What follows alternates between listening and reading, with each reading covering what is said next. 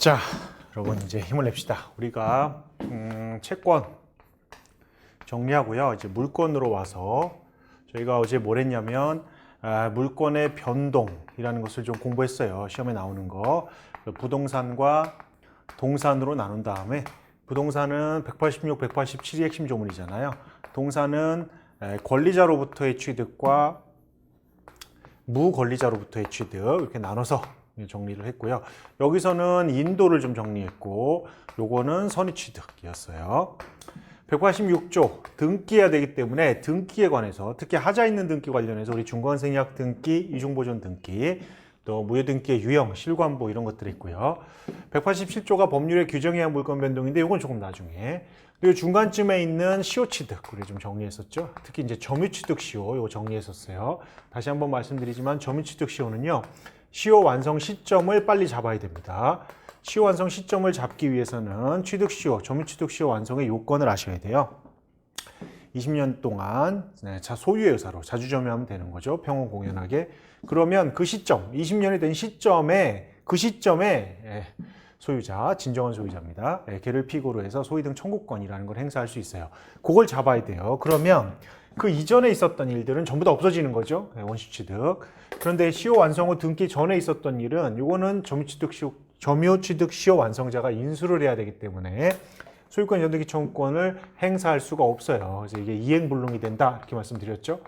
자, 이행불능이 되면 방법은 두 가지가 있는데요. 첫 번째는 불능 당시의 소유자. 여기까지 우리가 뭐 A 소유라고 하고요. 시효 완성 후 등기 전에 B 명의로 넘어갔다고 할까요? 그럼 우리가 A를 상대로 체불, 불법행위, 대상 청구 이런 것들을 고려해 볼 수 있다고 그랬죠. 이거 기억나시죠? 이렇게 되는 거. 근데 그거 말고 다시 한번 내가 소유권은 소유등 청구권을 행사하고 싶다라고 하면 할 수 있는 게 이제 재취득 시효의 문제가 있었어요. 그래서 재취득 시효라고 하면 이렇게 소유명의가 바뀐 시점, 이때 바뀌었다고 하면 이 바뀐 시점을 새로운 기산점으로 삼아서 다시 20년. 이때 예전 같으면 재취득 시효 기간 중에 소유명의가 바뀌면 취득 시효 중단 사유라고 봤지만 이젠 그렇게 안 보는 거죠. 얼마든지 완성할 수 있다. 이 말씀드렸고요. 자, 요거는 현실 점유부터 시작을 해서 간이인도, 점유개정, 목적물 반환 청구권의 양도까지. 특히 점유개정이 중요하다고 그랬어요. 점유개정은 바깥에서 봤을 때는 사실적 지배인 점유가 넘어가지 않은 상태가 되기 때문에 점유개정을 근거로 해서는 선의취득 같은 것들을 할 수 없다. 이렇게 말씀드렸고요. 선의취득은 249, 250, 251조 연결구조를 기억하시는 게 좋아요. 요건들은 다 여기 들어가 있는 거예요. 그렇죠? 요건 A가 B가 A로부터 동산을 취득하는데요. 이게 A의 거라면 얘는 선의취득할 수 없어요. 승계취득을 할 수 있냐 없냐의 문제만 남죠. A 게 아니라면 그럼 B가 비로소 선의취득할 수 있느냐 이게 문제가 되고요. 요건은 1번 요건.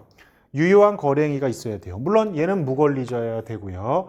그다음에 얘는 점유를 취득해야 되는데 선의무과실로 점유 계정을 뺀 점유를 취득하면 우리 B는 선의취득을 하게 되는데 선의취득의 효과는 종국적이고 확정적이기 때문에 내가 소유권을 취득하지 않고 부당이득 반환하겠다 이런 거 안 되는 거예요. 무조건 선의취득하게 됩니다. 그런데 사실은 이 물건이 A의 것이 아니고 우리 갑의 물건을 A가 도품, 훔쳤거나 유실물, 갑이 잃어버린 물건을 A가 B한테 넘긴 거라고 하면 2년 동안 얘는 이렇게 해가지고 반환 청구권이 있다고 했죠. 다만 이 거래가 공개시장이나 경매를 통해서 산 것이라면 얘가 주면서 대가 변상 청구권을 갖는다. 이 구조까지. 249, 250, 251조 기억하시면 되겠습니다. 자, 이제 오늘은요. 물건 강론으로 가서 우리가 점유, 소유, 그다음에 용익물권, 담보물권 이제 이런 것들을 할 텐데 점유에서는 사실 할 게 없어요. 점유라고 하는 것은 사실적 지배를 그 자체를 하나의 물건으로 형상화해서 보호해 주는 것이지 이 자체가 무슨 본권이 있거나 이런 건 아니에요. 우리가 누군가의 물건을 훔쳤더라도 사실적 지배를 하고 있다면 점유 자체로서는 보호가 됩니다. 다만 이게 본권과 부딪혔을 때 어떻게 되느냐 하는 건데요. 이걸 조심하셔야죠. 점유자가 소유자한테 무조건 지느냐? 그렇진 않아요. 점유자도 점유권을 주장할 수 있어요. 점유권에도 점유보호 청구권 같은 것들이 있거든요. 소유자는 또 자신의 권리를 주장하겠죠. 따라서 각각의 권리를 판단함에 있어서는 서로서로 영향을 미치지 않죠. 물론 두 개가 충돌됐을 때는 결과적으로 누가 이기냐는 문제는 결정해 줘야 되겠죠. 가령 소유자가 점유자를 상대로 점유율 반환 청구권을 했을 때 우리 점유자에게 점유할 권한이 있다면 소유자가 질 것이고 점유할 권한이 없다면 이기겠죠. 뭐 그런 문제들. 그래서 점유는 우리 시험에 그렇게 많이 나오지는 않습니다. 기억을 하시고 소유부터 시작을 한번 해볼게요. 소유. 그래서 오늘의 하이라이트는 이제 소유권입니다. 자, 소유권.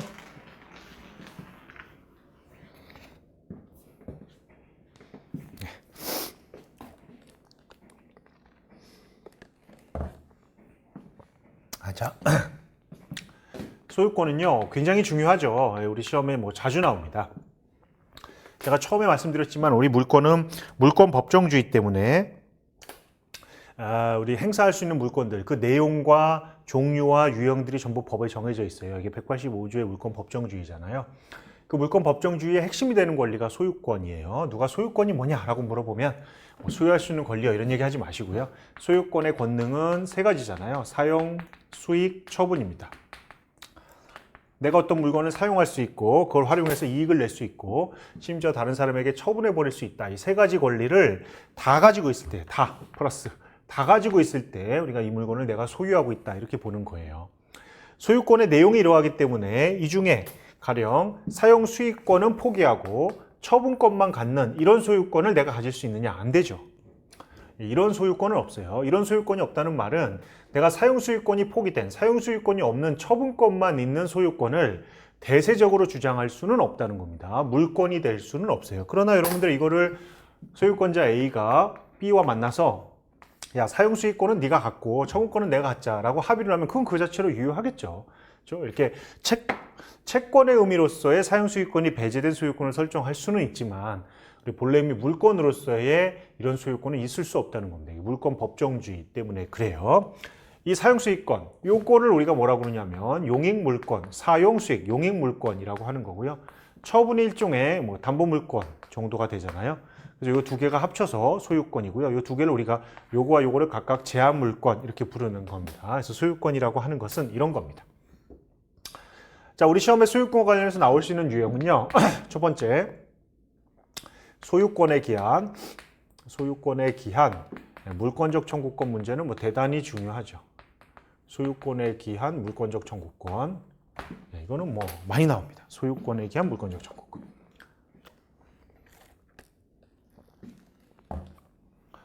이거는 물권법뿐만 아니라 여러분들 뭐 채권법에서도 쓰일 수 있고요. 기록에서도 굉장히 자주 나와요. 이게 무슨 말이냐? 우리 소유권에 대한 물권적 청구권은 213조, 214조의 조문이 있는데요. 213조는 소유자가 내 물건을 지금 점유하고 있는 사람한테 갖고 와라라고 청구할 수 있는 반환 청구권이고요. 214조는 소유자인 내가 내 물건을 다른 사람이 나의 소유권을 침해하고 있을 때 그 방해를 제거해달라는 방해 제거 청구를 할 수 있는 권리, 혹은 그러한 상태가 예상된다면 방해 예방 청구를 할 수 있는 권리, 뭐 이런 것들이 214조에 있어요. 이 중에 이 반환 청구와 방해 제거 청구는요, 우리 시험에 뭐 단골 손님입니다. 우리가 실제로 문제를 풀다 보면 소유자가 누구인지를 확정해야 되는 경우가 많아요. 왜냐하면 소유자를 확정해야 그 소유자가 이거 213조, 214조를 쓸 수 있기 때문에 그래요. 그래서 반환 청구권은 말 그대로 소유자가 이 물건을 점유하고 있는 자를 상대로 그 물건을 돌려달라고 청구할 수 있는 권리예요. 이럴 때 우리 점유자가 돌려줘야 되느냐? 네, 돌려줘야 됩니다. 그런데 이 213조 단서에서는 뭐라고 하고 있냐면요. 얘가 이 점유자가 점유할 권한을 가지고 점유하고 있다면 돌려주지 않아도 된다. 이렇게 얘기하고 있습니다. 따라서 점유할 권한이 뭐냐? 이게 이제 찾는 문제가 우리 시험에 나오게 되는데요. 이게 점유할 권한으로서 물권도 있을 수 있고요. 임차권 같은 채권도 점유할 권한이 될 수가 있죠. 그렇죠? 그리고 유치권이나 뭐 유치권은 물권이니까 동시행항변권 같은 것들도 전부 다 점유할 권한으로 포섭이 될 수가 있어요. 특히 우리 나중에 관수상의 법정이상권을 배우겠지만 거기서는 심지어 신의 측에 기해서도 돌려주지 않아도 된다 이렇게 얘기하고 있어요. 어쨌든 뭐 물권이라고 하면 뭐 많죠. 뭐 지상권, 전세권 뭐 이런 것들 아니겠어요? 이렇게 점유할 권한이 있냐 없냐를 찾는 문제가 213조의 핵심입니다. 그런데 213조 문제는 이렇게 나오는 거죠. 원고는 소유자예요. 소유자. 원고예요. 따라서 얘가 과연 소유권이 있느냐, 소유권이 있느냐 이걸 찾는 문제가 첫 번째 문제가 세팅이 되겠죠. 특히 명의신탁과 자주역기입니다. 피고는 얘거든요. 그럼 과연 얘는 이거죠, 이거. 점유할 권한이 있는 애냐, 없는 애냐. 이거 관련해서 이런 개별적인 권리들을 찾는 문제가 시험에 나오는 거죠. 그래서 213조 소유권에 기한 반환 청구권에 관한 문제, 우리 중요합니다. 자, 두 번째요. 방해 제거 청구권. 소유권에 기한 방해 제거 청구권 214조에 있는데요. 이게 여러분들 등기 쪽으로 가면 등기 말소 청구고요. 뭐 물건 쪽으로 가면 뭐 철거 청구 이렇게 되겠죠. 뭐 이런 것들. 부동산에서 부동산 소유자가, 특히 이제 토지 소유자가 건물 소유자를 상대로 건물을 치워라라고 하는 철거 청구, 이게 다 소유권에 대한 방해 제거 청구권이고요. 내가 내 등기인데 누군가가 내 등기를 아무런 원인 없이 가져갔다라고 하면 너의 등기를 지워라라는 등기 말소 청구, 이런 것들이 다 방해 제거 청구가 됩니다. 이 등기 말소 청구는요, 사실은 진정 명의 회복을 위한 소유권 이전 등기 청구다, 이렇게도 써요. 여기 다른 점은 요건 말소 청구잖아요. 요거는 진정 명의 회복을 위한 소유권 이전 등기 청구거든요. 그래서 이전 등기 청구, 말소 등기 청구, 겉 모양은 다르지만 우리 판례가 등기 말소 청구 이퀄 진정 명의 회복을 위한 소유권 이전 등기 청구, 이렇게 얘기하고 있기 때문에 두 개는 똑같습니다. 기판력도 미쳐요. 그래서 이 소유권에 기한 물권적 청구 문제가 우리 시험에서 굉장히 중요한 테마가 됩니다. 그래서 기억하셔야 돼요. 자, 두 번째는 역시 공동소유죠. 공동소유도 우리 시험에 잘 나옵니다. 공동소유라는 게 단순한 공유가 있고요. 합유가 있고 총유가 있는데, 여러분들이 총유는 비법인 사단의 소유 형태이잖아요. 그래서 이거는 민법 총칙에서 여러분들 배웠죠. 비법인 사단, 종중 같은 비법인 사단들은 275조, 276조가 적용되잖아요. 뭐예요? 총유, 물의 관리처분, 총유물의 관리처분은 사원총회의 결의를 거쳐야 한다는 조문이에요. 이 총유물의 총유물의 처분행위는 사원총회의 결의를 거치지 않으면 이 행위는 그냥 무효거든요. 강행 규정이에요, 거의. 그래서 요 규정이 우리 법인이 책임을 질 거냐와 관련해서 요 규정, 요 275조, 216조에 반하면 표현 대리도 적용되지 않는다는 유명한 조항이 있잖아요. 판례가 있잖아요. 그렇죠? 이때 쟁점은 총유물의 처분행위라고 했기 때문에 총유물이냐, 이게 중요하다고 그랬어요. 그래서 총유물이 아닌 단순한 채무부담행위 같은 것들은 요 276조에 적용을 받지 않습니다. 그 다음에 처분행위여야 되기 때문에 처분행위가 아닌 것은 적용을 받지 않아요. 다만 우리 판례는 처분행위 속에 심지어 보존행위도 이 조문을 적용해서 비법인 사단, 종중이 소재기할 때도 사원총회 결의를 거치라고 합니다. 이게 대단히 중요한 내용이에요. 시험에 잘 나오죠. 총유물, 그렇죠? 그런데 그래서 뭐 설계 용역 계약을 체결한다든가 보증 계약을 체결할 때는 사원총회 결의가 없어도 되죠. 그렇죠? 총유물. 이건 어떨까요? 생각만 해보죠. 이거는 지우고 조합이 있어요. 조합. 비법인 사단이라고 할게요. 우리 비법인 사단과 조합은 이름으로 구별하는 게 아니에요. 비법인 사단과 조합을 구별하는 실질에 관한 판례들이 있죠. 목적, 규약, 조직, 뭐 다수결, 뭐 이런 것들이 있어요. 단체가 존속되고 이런 기준. 그래서 비법인 사단인데요. 이게 이제 무슨 일정 지역의 땅을 여러 명이 같이 나눠 가지고 삽니다. 사서 이 땅이 나중에 개발이 되면 그 이득을 같이 나누기로 하는 조합이 있었다고 해볼까요? 조합. 본질은 비법인 사단이에요. 이름은 무슨 조합이에요. 근데 여기 지금 조합장이 한 명이 선출이 됐는데요. 이 지역이 우리가 예상했던 대로 LH가 개발하겠다면서 이 지역에 들어왔다고 해볼게요. 그럼 LH가 이 땅을 수용해야 되잖아요. 그래서 수용하면서 수용 보상금을 이제 신한은행에다 공탁소에다가 맡겼다고 해볼까요? 수용 보상금을 공탁했다고 해봅시다. 이 수용 보상금이 얼마냐? 뭐 100억이라고 해볼게요. 그럼 여기는 실제로 뭐 몇 명, 16명 정도 됐는데요. 어쨌든 자, 이 금원을 누가 찾아오냐? 은행 가서 찾아와야 되잖아요. 이걸 조합장이 찾아옵니다. 이렇게. 자, 그럼 여러분들, 이 땅, 조합의 재산인 비법인 사단인 이 땅의 재산은 총유물이잖아요. 따라서 이것을 조합장이 마음대로 혼자 처분하면 무효죠. 왜? 사원총회의 결의를 거쳐야 되거든요. 276조는 강행 규정이에요. 그런데 얘가 가서 보상금을 수령하고 보상금을 처분하는 거, 이것도 이걸까요? 그렇죠? 네, 그런 문제가 있죠. 만약에 이 수용보상금도 총유물이라고 하면 우리 조합장이 혼자 이걸 처분한 것은 무효가 돼요. 따라서 이 수용보상금을 조합장이 A한테 넘겨줬다라고 하면 조합원들은 A를 상대로 부당이득 반환 청구를 할 수 있겠죠. 왜? A가 취득한 이 처분행위가 이 행위가 무효니까 276조에 반해서 네. 이 사건이 지금 항소심이 제가 오늘도 이제 갔다 왔는데요. 요거 1심에서는 요 총유물의 처분행위가 아니라고 봤어요. 왜냐하면 돈으로 바뀌는 순간 왜 그 있잖아요. 점유 이퀄 소유? 뭐 이렇게 해서 이게 은행 돈이라고 본 것 같아요. 1심에서는. 그래서 한번 생각해 보세요. 근데 여러분들은 이런 애매한 사안보다 우리 총유물의 처분행위가 아닌 총유물에 관련된 게 아니라고 했던 설계 용역 계약 체결행위 뭐 이런 것들 있잖아요. 그걸 기억하시면 됩니다. 자, 합유는 조합이죠. 네, 조합. 동업체의 소유 관계예요. 요거는 여러분들 나중에 비전형 계약으로서 조합에서 좀 공부를 하게 될 거예요. 이거 말고 단순한 공동관계, 우리 이런 것들은 이제 공유라고 하는데요. 공유는 여러분들이 꼭 알고 계셔야 되는 게 있죠. 공유물의 처분행위와 공유 지분의 처분행위를 구별하는 게 대단히 중요합니다. 공유 지분은요, 내 거기 때문에 언제든지 할 수 있어요. 공유자들은 서로 공유 지분을, 그러니까 공유물 전체를 분량적으로 나눠서 공유 지분이라는 걸 소유해요. 공유 지분은 그 공유자 거거든요. 그래서 얘가 이거 처분하는 건 얼마든지 오케이. 그렇죠? 그런데 공유물을 처분하는 건 얘기가 달라요. 공유물을 처분할 때는 다른 공유자의 동의를 받지 않으면 안 됩니다. 전원 동의가 있어야 공유물을 처분할 수 있어요. 공유물의 처분과 공유물의 분할은 다르죠. 공유물을 처분하겠다는 것은 내가 혼자 다른 사람한테 팔겠다는 거고요. 공유물 분할은 언제든지 할 수 있죠. 당사자가 공유물 분할 청구할 수 있어요. 다만 공유물 분할 청구를 할 때는 우선은 협의를 해보고 안 되면 재판으로 하는데 이럴 때 모든 공유자가 반드시 들어와야 되는 필수적 공동소송이다. 이렇게 얘기했죠. 분할의 방법은 판사님 마음대로, 우리 이런 걸 뭐라고 그러죠? 형식적 형성의 소 이렇게 부르잖아요. 그래서 마음대로, 거의 마음대로. 공유 관계를 남겨놓는 것만 빼고 나머지는 마음대로 할 수 있다. 그래서 공유물과 공유지분, 그리고 공유물의 처분과 공유물의 분할을 좀 구별할 수 있어야 되고요.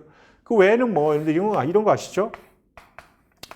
공유물의 보존행위는 각자 하는 것이고, 그렇죠? 공유물의 관리행위는 지분의 과반수로 하는 거잖아요. 네.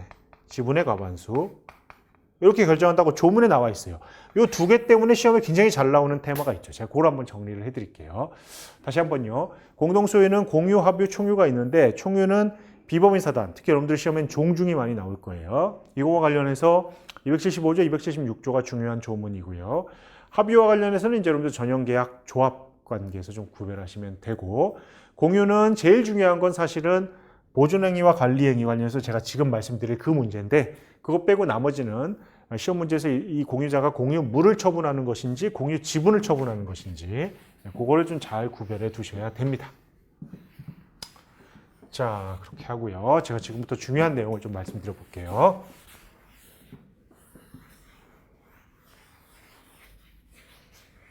자,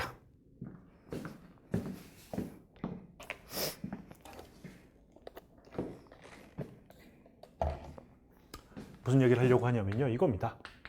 배타적 점유.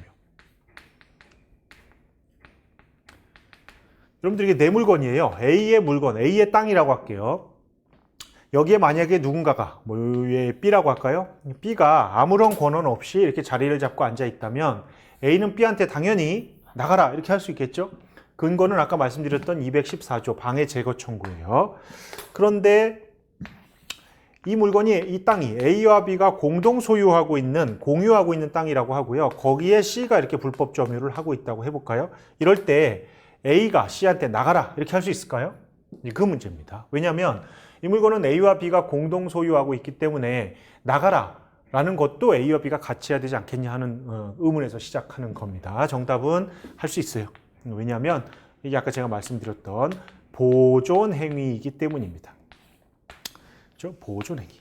내가 점유하고 있는 땅에 내가 소유하고 있는 땅에 어떤 사람이 이렇게 아무런 권한 없이 점유하면 얘를 내보내는 건 그 땅을 지키는, 현상을 유지하는 보존 행위거든요. 아까 보존 행위는 제가 조문에서 말씀드렸지만 공유자 각자가 전부에 대해서 할 수 있기 때문에 A 혼자 나가라고 그럴 수도 있고 당연히 B도 혼자 C한테 나가라. 이렇게 얼마든지 청구할 수 있어요. 이게 보존 행위예요. 그런데 제가 지금 말씀드리려고 하는 건 배타적 점유인데요. A와 B가 공동 소유하고 있는 부분인데 B가 요만큼을 자기 혼자 쓰겠다는 거예요. 그래서 A를 못 쓰게 합니다. 이게 되겠냐는 거죠.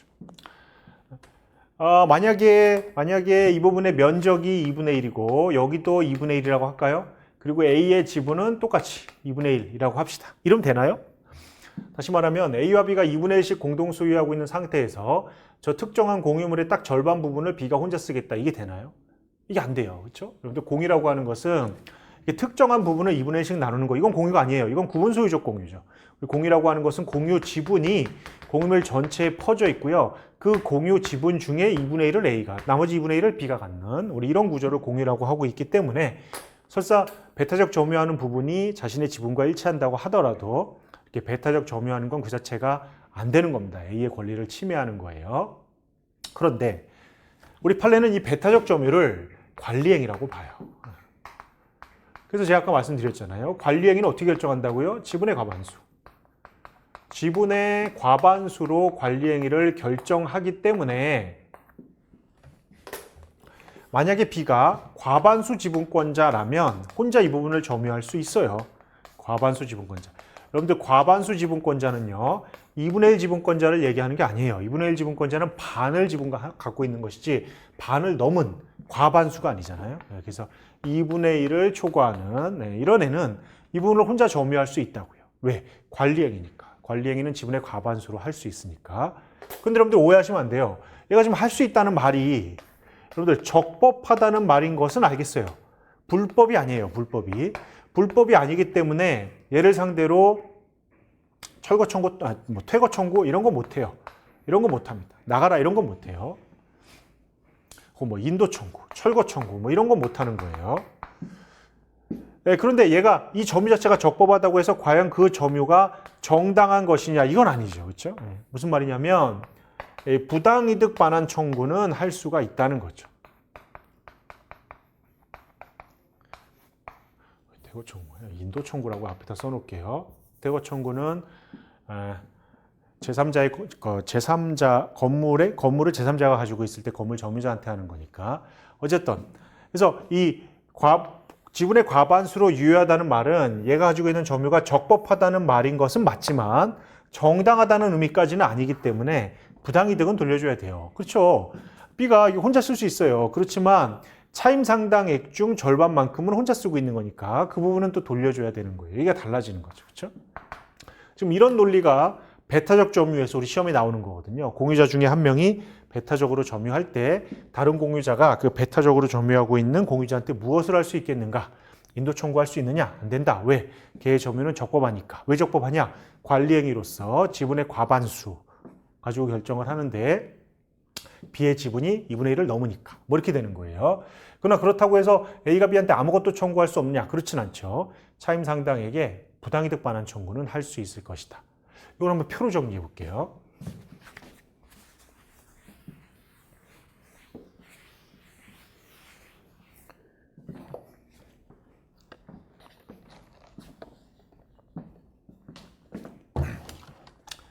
자, 배타적 점유 문제가 나오면 누가 배타적 점유를 하느냐 이거부터 생각하세요. 그래서 얘가 만약에 과반수 지분권자라면 과반수 지분권자가 배타적 점유를 한다면 이 점유 자체는 적법하냐? 예, 적법합니다. 그러나 이 점유가 정당하냐? 그렇지는 않다는 거예요. 따라서 얘를 상대로 인도 청구를 하면 안 되지만 얘를 상대로 부당이득 반환 청구를 하는 건 괜찮다는 겁니다. 과반수 지분권자의 반대말이 소수 지분권자잖아요. 소수 지분권자는 어떻게 되느냐? 소수 지분권자가 혼자 쓰고 있다면 배타적으로 당연히 적법하지 않죠. 따라서 얘를 상대로 인도 청구할 수 있겠죠. 당연히 부당하겠죠. 그래서 부당이득 반환 청구도 할 수 있겠죠. 과반수 지분권자로부터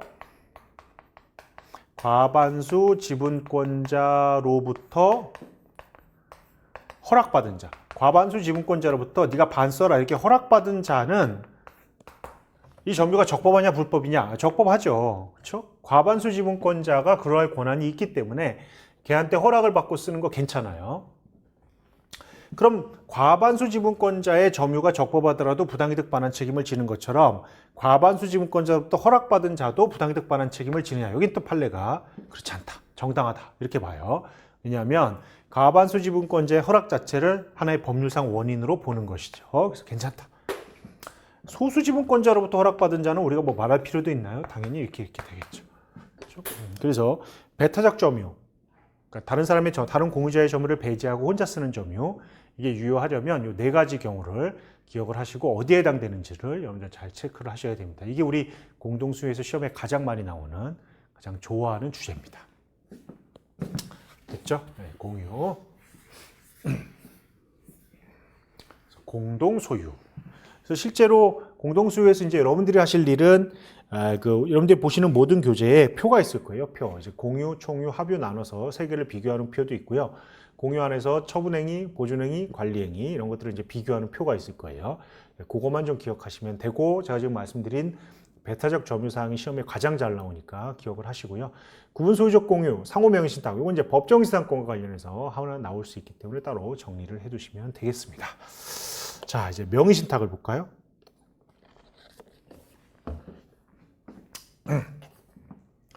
우리 지금 소유권 하고 있는데요.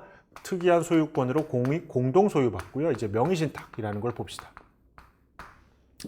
명의신탁이라는 건 말 그대로 명의를 믿고 맡기는 거거든요. 부탁하고 믿고 맡기는 거. 명의신탁. 실제에서는 굉장히 여러 가지 명의신탁들이 있죠. 근데 우리가 지금 민법에서 보는 명의신탁은 이제 부동산 명의신탁 정도예요. 실제 이제 실무에 나오신 부동산 명의신탁도 많지만 그 외에 각종 신탁법상의 신탁들이 많습니다. 가족법에서도 쓰이고요. 어쨌든 요 명의신탁. 요걸 이제 A라는 사람이 B라는 사람에게 부동산 명의를 맡기는 거예요. 이때 우리 부탁받은 사람을 수탁자, 부탁하는 사람을 신탁자 이렇게 부르죠. 근데 신탁자가 수탁자에게 맡기는 겁니다. 이렇게 맡기는 거. 예, 요거를 우리가 명의신탁이라고 하고 얘네들 사이에 네가 좀 맡아줘라라고 하는 것을 우리가 명의신탁 약정 이렇게 부르죠. 예. 자, 우리 지금 명의신탁을 막는 법이 있어요. 그게 부실법입니다. 그래서 크게 이 명의신탁은 원칙적으로 무효예요. 명의신탁은 원칙적으로 무효로 지금 하고 있는데요. 예외적으로 이 명의신탁이 유효인 경우가 있어요. 어떤 경우냐면 신탁자, 수탁자가 서로 배우자, 그렇죠? 부부관계거나 종중이 종중원에게 맡기거나 상호 명의신탁이거나 이런 몇 가지 경우에 조세배탈 목적이 없다면 이거 유효가 돼요. 그 외의 명의신탁들은 모조리 무효입니다. 이 명의신탁이 무효라는 것은 근데 시간이 되시면 반드시 부실법 4조 정도만 꼭 좀 한번 읽어줬으면 좋겠어요. 우리 부실법 4조에 가시면 명의신탁이 무효라는 걸 되게 구체적으로 규정하고 있습니다. 명의신탁이 무효해서 지금 문제되는 것은 이거 명의신탁 약정하고요. 이 수탁자 명의의 등기 이 두 가지를 어떻게 처리할 거냐 하는 문제인데요. 원칙적으로 부실법 4조는요. 명의신탁 약정도 무효고 수탁자 명의의 등기도 무효다. 보통 이렇게 얘기를 해요. 부실법 4조에 관한 문제입니다. 근데 이게 유효의 명의신탁과 무효의 명의신탁은요, 굉장히 중요한 차이가 있어요. 이 유효의 명의신탁, 명의신탁 일단 유효, 배우자 간 종중 간에서 유효라고 하면 우리 판례의 상대적 소유권, 신탁적 소유권 귀속, 신탁적 소유권설이 좀 적용이 되면서 대내적으로는 이게 신탁자 소유고요.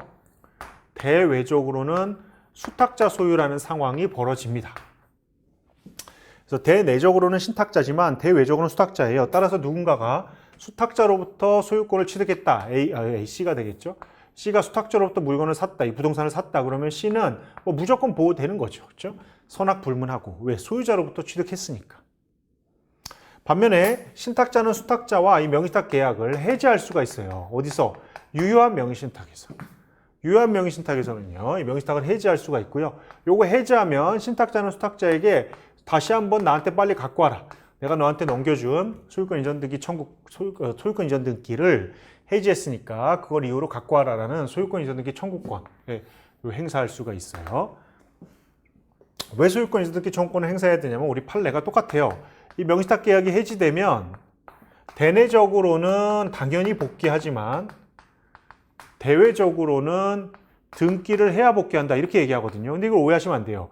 대외적으로는 등기 복귀해야 되고 대내적으로는 등기 없어도 당연히 복귀되니까 신탁자가 수탁자한테 등기 회복을 구할 필요도 없냐? 아니죠. 그건 달라요. 그렇죠? 이건 이제 법리적으로 이렇다는 것이죠. 어쨌든 등기 문제는 정리해야 되잖아요. 그래서 명의신탁을 해지를 이유로 한 소유권 이전 등기 청구 소송은 실제 많고요. 주로 누가 하느냐? 이런 사람들이 하죠. 그렇죠? 종중이. 실제 많잖아요. 무슨 종중이 종중원 한 명한테 이 종중 땅을 명의신탁 해놓는 경우가 있어요. 근데 이게 세월이 오래되니까 이분이 돌아가시고 이분의 자제분들이 막 이렇게 나오는 거죠. 그래서 이분의 자제분들이 당연히 상속받아서 자기 땅인 줄 알고 있었는데 어느 날 갑자기 종중이 소장을 보냅니다. 이 소장의 내용은 명의신탁 해지를 이유로 한 소유권 이전등기 청구죠. 바로 저겁니다, 저거. 자, 이걸 할 수 있는 이유는 명의신탁 약정, 명의신탁 관계였는데 이 약정을 해지했다. 이걸 얘기해 줘야 되거든요. 근데 제가 말씀드렸잖아요. 해지의 전제는 뭐죠? 이 명의신탁 약정이 유효해야 돼요. 이게 유효하려면 종중이어야 된다고요, 종중.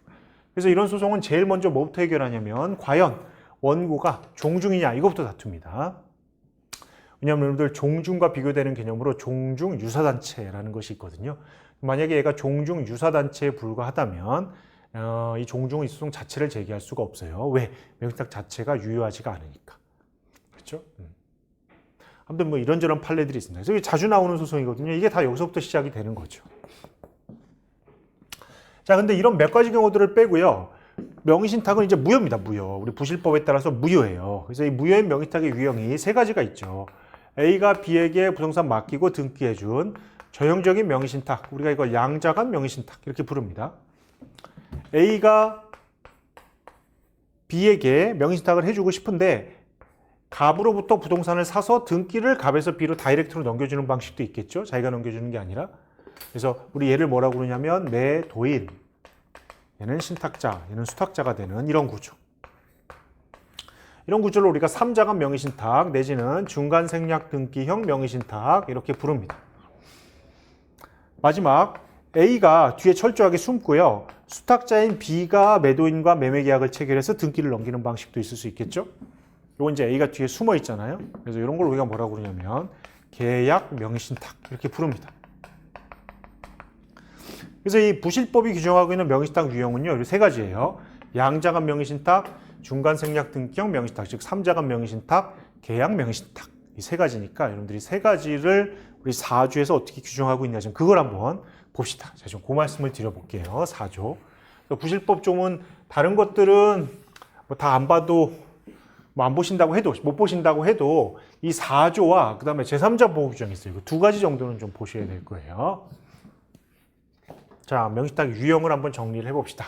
어려워하지 마시고. 자, 실제 시험에 신탁자, 수탁자, 저는 A를 신탁자, B를 수탁자 이렇게 쓸게요. A가 부동산을 사서 등기를 가지고 있다가 B한테 넘기고 다시 자기가 일종의 그 명의신탁 약정에 따른 대내적 소유자만 되는 관계, 이런 것들을 양자간 명의신탁이라고 하고요. 양자간 명의신탁일 때 B의 등기도 무효고 명의신탁 약정도 무효예요. 네, 그럼 소유자가 누구냐? 네, A죠. A가 소유자가 됩니다. 이거 하나 기억하시고요. 양자간 명의신탁. 그다음에 요거요. 이렇게 등기 바로 이렇게 넘어오는 우리 이런 걸 뭐라고 그랬죠? 중간생략 등기형 명의신탁 내지는 3자간 명의신탁이라고 했는데요. 부실법 4조에서 말씀드린 대로 비명의의 등기 무효, 명의신탁 약정 무효 이렇게 하고 있어요. 그러면 유효인 게 하나 있잖아요. 이거 A와 갑 사이에 매매 계약 자체는 유효해요. A가 갑에 대해서 매매 계약이 유효하니까 A가 갑에 대해서 소유권 이전 등기 청구권을 갖고 있고요. 갑은 소유자잖아요. 이 물건의 소유자. 동그라미 안 쳤네요. 소유자는 갑이잖아요. 왜? 이게 무효니까 이 등기가 어디서 왔는데요. 여기서 여기 왔잖아요. 이게 무효면 일로 가겠죠.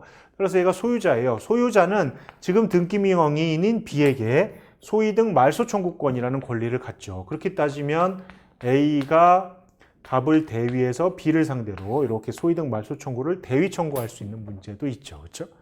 A가 갑에 대해서 갖는 권리는 뭐라고요? 매매 계약에 기한 소유권 이전 등기 청구. 갑은 B에게 뭘 갖는다고요? 소유권 말소 등기 청구권을 갖잖아요. 이걸 대위한다. 소유자는 누구다? 갑이다. 계약 명의신탁은요. A는 뒤에 숨어 있고 이렇게. 이게 계약 명의신탁이잖아요. 부실법 4조는요. 계약 명의신탁의 효력을 정함에 있어서 매도인이 선의인 경우와 악의인 경우로 나눕니다. 그래서 매도인이 선의인 경우, 이건 노란색으로 할까요? 그래서 매도인이 선의인 경우에 이 부실법은요. 명의신탁 약정 무효, 등기 유효 이렇게 하고 있어요. 따라서 B의 수탁자 명의의 등기가 유효한 거예요. 따라서 B가 이 부동산을 C에게 팔았다. C는 그냥 소유권을 취득하죠. 뭐 악이라면 똑같아요. 무효 이렇게 처리되는 거죠. 또 하나, 이 계약 명의신탁에서는요. 신탁자가 수탁자에게 부당이득 반환 청구권을 갖습니다. 뒤에 숨어 있었잖아요. 이 신탁자는 수탁자에게 부동산을 살 수 있는 매수 자금을 제공하고 자기는 뒤로 빠져 있어요. 그럼 B가 그 부동산을 사서 자기 명의로 등기하고 이렇게 하는 건데요. 우리 A가 B를 상대로 부당이득 반환 청구권을 행사할 수가 있습니다. 이 부당이득 반환 청구의 내용은요. 우리 판례가 부실법 시행 전이면 원물 그대로, 즉 등기를 찾아올 수 있고 부실법 시행 후에는 원물은 못 찾아오고 돈으로 이 가액의 의미는 매수 자금이에요. 매수 자금을 찾아올 수 있다. 이렇게 이제 보고 있습니다. 계약 명의 신탁이에요. 그래서 명의신탁에 관한 법리 너무 어렵게 생각하지 마시고요. 다시 한번 정리해드리면 유효인 명의신탁과 무효인 명의신탁을 좀 구별하신 다음에 유효인 명의신탁은 명의신탁 해지의 법리가 있어요. 그걸 좀 기억하시고 무효인 명의신탁은 부실법 4조에 따라서 계약 명의신탁, 3자간 명의신탁, 그 다음에 양자간 명의신탁 3개로 나눈 다음에 누가 소유자인지를 확정하시고요. 그 다음에 그 특이한 법리들이 몇 개 있었잖아요. 가령 3자간 명의신탁에서는 대위의 문제, 계약 명의신탁에서는 부당이득 반환 문제와 특히 매도인이 선의인 경우에 소유자가 누구냐는 문제. 동그라미를 안 쳤네요. 이렇게. 그 다음에 노란색은 이렇게 되겠죠. 이렇게 되겠죠. 소유자. 이런 것들을 정리하시면 됩니다. 명의신탁. 그래서 제가 지난번에도 말씀드렸지만 기회 날 때마다 말씀드리는데요. 여러분들 우리 같이 하는 이 시간은 어떤 의미가 있냐면 이걸 가지고 우리가 민법 진도를 차분히 정리하자 그런 시간이 아니에요. 여러분들 각자 공부를 하시고 각자 보시는 책 그게 뭐 수험서든 뭐든 좋아요. 각자 공부하시고 우리는 시험에 자주 출제되는 쟁점들 한번 정리를 해보는 거예요. 근데 정리를 어떻게 할 거냐면 제가 처음에 말로 쭉 말씀을 드릴 겁니다. 그럼 여러분들은 그냥 귀로 들으시면서 각자 보는 교재로 정리를 하시고 그 다음에 제가 그 뭐 좀 찌라시 같은 자료들을 몇 개 나눠드릴 텐데요. 그걸 같이 읽어가면서 다시 한번 정리하고 그럼 제 희망사항으로는 2회독이에요. 그리고 우리 실제 변호사 시험에 출제됐던 기출문제, 사례문제를 좀 몇 문제라도 풀어보면서 한 번 더 하고 쟁점별로 이렇게 해서 한 3회독 정도 하는 게 목표인데요. 그렇게 한번 해보시죠. 자, 그래서 공동소유와 명의신탁 이런 걸 통해서 이제 소유권을 마무리하고 그 다음에 이제 소유권이 끝났으니까 제한물권으로서 용익물권, 담보물권 이렇게 할 건데요. 용익물권은 지상권, 지역권, 전세권이 있잖아요. 근데 지역권은 시험에 안 나온다 치고 특히 지상권, 그 중에서도 법정지상권이 우리 시험에 뭐 무조건 나온다 이렇게 생각하시면 돼요. 그래서 잠깐 쉬었다가 법정지상권 하도록 합시다.